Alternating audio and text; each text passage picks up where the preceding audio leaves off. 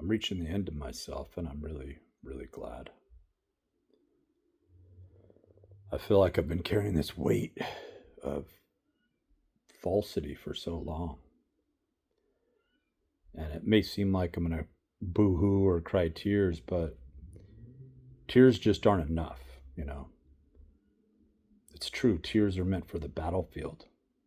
When you feel the sting that you have to keep going with everything you have, and you're walking with wounds or you're walking into certain, dread and despair physically, you're going to imagine that light and you're going to triumph through, you know, Excelsior, if you will.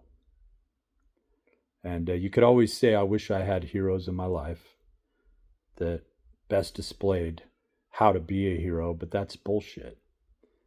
You know whether or not you had it in you. You know whether or not you had that divine light in you, right? And it is, in the end, those who think that they can come into a brotherhood like your Masons or into a certain matriculation or alma mater, where they could be these thespians to intellectuals to artists, those who imagine a place where they are above other people.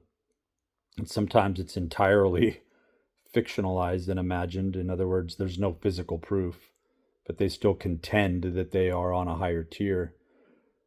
Well, I contend that what creates the true matrix of humanity, if you will, which I don't really buy into. I have a friend who has this Soul Protocol channel on YouTube. He's a good guitar player. You ought to go and pay him a visit. Us old G's or OGs or however you want to fashionably term us, there's a part of the X generation that never got to grow up, that was never acknowledged, and we don't even need to be acknowledged. I would say the X generation is the definition of kind of a failed stoic, right? And we are coming into ourselves and realizing that this physical property of expression, giving a shit, caring about other people, now that we have the information, we sort of look back and we were stuck with these people that we really didn't love. And it's not your fault that you didn't love everybody, but you do have love for everybody somewhere in there. It's just that they're stuck in their own little matrix, their own little fart bubble, their own echo chamber. And in the love for everyone, you will rather wish that they would be able to work things out and free themselves, And we're given these perverted actions, our lower nature, where we think that lust is the objectivized form. And that's where Ayn Rand went wrong. I'm not saying that she was lustful, but I'm saying that if she were alive longer, she'd realize, or in another life, she would realize that if she were to take that objectivism and apply it to the beginning of a life, it doesn't equal anything positive or good. It really comes down to love. It really comes down to sacrifice. It really comes down to being a hero and sacrificing yourself for other people. Otherwise you get into this frantic state of anxiety and paranoia that Carl Jung talks about, right? And I don't believe that Carl Jung was correct. I don't. I think that he boxed himself into an intellectualism and even named certain traits and substrates that he could deem himself intellectually superior or above, and he threw a certain artistic measure into it. And it just happened to meet that space. And he does talk about this. Even Nietzsche talks about this. All great people understood this, Nietzsche had his sister at the end of his life. Carl Jung had many people who loved him, And there's this point of power and control where you, like with Aleister Crowley, you're not young anymore. You're old, and you don't have the blood flow and the vitality and the proposition or the opposition of youth and competition to be taken up by some sort of muse, right? Or djinn. That was a way for you to get off.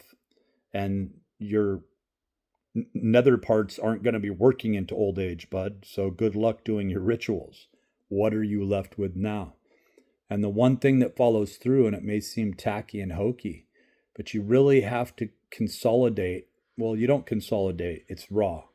But a consolidation does occur almost like a diamond. It just pulls into this unified state of oneness and allness that you could say intellectually or from an arcane sense is a monad. Be my guest. But there's a point where you'll realize the few people that you really loved on this planet, and you might only be able to count one. You might only be able to count 3 or 4 or 5. For me, there are definitely 5 people that I loved, and there were people who wanted to be there for me and love me, but we only got 5 fingers. But some people will use both hands and both feet. It's rare these days, and they will, show. It's beyond brotherhood. It has nothing to do with the Masonic order. In fact, you're not going to find love there. And I think that in a non-hokey way, and I discovered this years ago, and I haven't even applied it. I woke up in a nightmarish situation, frantically searching for my friend Sean online, only to find that his mother had passed away about a year or 2 ago, and that he was always bouncing around from place to place, and he seemed very alone. But he also always had the kindest heart and the most optimistic outlook, and I know that if I would have been a hero for him, that both our lives would have been different. And I definitely know that if I would have been a hero for my little sister, life would have been drastically different, dramatically different. And, I think about those times when I decided, where there was a moment that seemed like, when the ball's coming at you and you could either hit it and put everything you got into it and everything seems to be working in slow motion, or you're just kind of like in that moment, you can also put in something that fits there also, where I just don't give a shit, And I lived my life, this entire life, in a hostile, a self-hostile way, and sometimes it came out into the world with other people, where I didn't give a shit. I really didn't give a shit. Some people thought that was kind of cool, and when you spread that type of energy around, it's infectious, because what people walk away with is, well, that person's still alive and they seem like they're doing okay and they don't give a shit, And I think that that's the commonality, is when you love somebody and you've been a hero for them, you can see it in other people, even if you don't love that person. And then all at once, when you look in somebody else's eyes and you go, oh, they get it. There's nothing perverted about them. There's nothing regressive. They really are there for another person, to the point where they might as well have already died. They might as well have already laid their life down right in front of a tractor that was plowing them over, because they're on borrowed time, and they're not on borrowed time for themselves to be selfish, to live in this sort of pomp, this quasi intellectualism, which is intellectualism. Like, academics like to remove themselves from that. Physicists like to remove themselves from that, because they act like we're dealing with adult, mature, real-time properties, and it's just as much as a fictional state, an illusory concept, as everything else is. It doesn't exist. So, yeah, I put this up on my other channel, a similar video. I'm putting it up here, where I'm coming down to a fundamental fact of clarity that I never had before. And isn't it ironic that it's coming when it's most likely and probably all too late? But I'm glad that I reached this state. I'm glad I reached the state where I finally realized, where I finally felt this frantic love for somebody who could be dead right now. And I was never putting myself first, but I was putting myself not even second.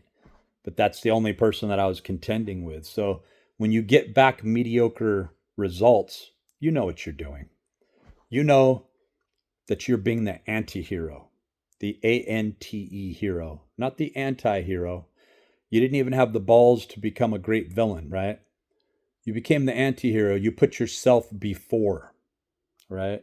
And even in putting yourself in the back, and that's the only person that you're putting care into, you're the anti hero. You're the mediocre hero. You might help a few people out here and there, right?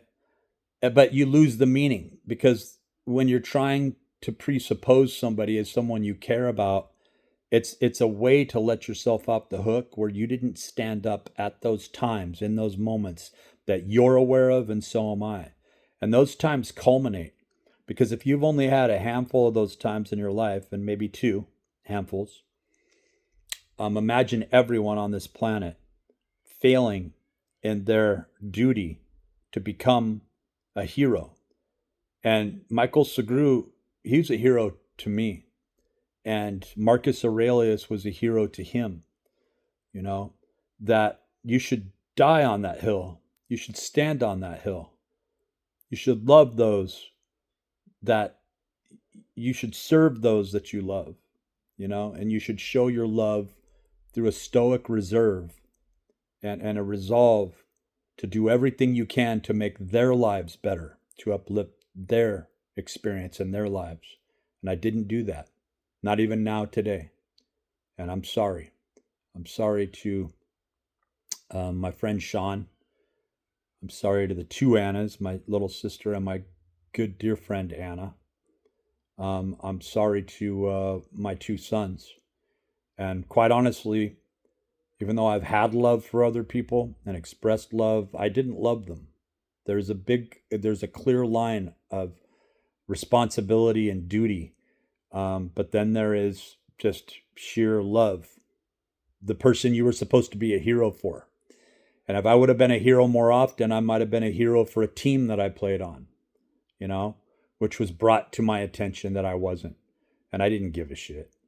I would have been a hero for people in my field that I tried to assist, but I really wasn't stepping up as a hero.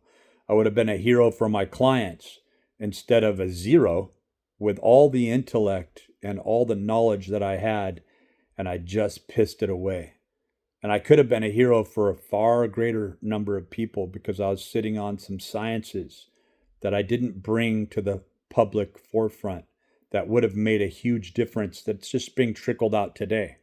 And we are in our final times. It really is happening, folks. You know, and I'm not trying to be an eschatologist. I'm not trying to be a naysayer or set off bombs. I would say instead of going outside frantically driving around and adding to the problems, knowing that we are in our final times, and maybe it's going back into a flat loop. Maybe we're facing a bomb.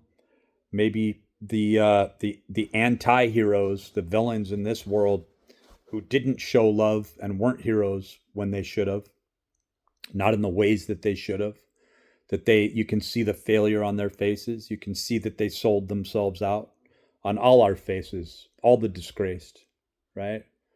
That they should have been there at a time for somebody in a way that would have sacrificed all of the limelight prowess that they walk around with today, putting it out on their sleeve. That's not really who you are.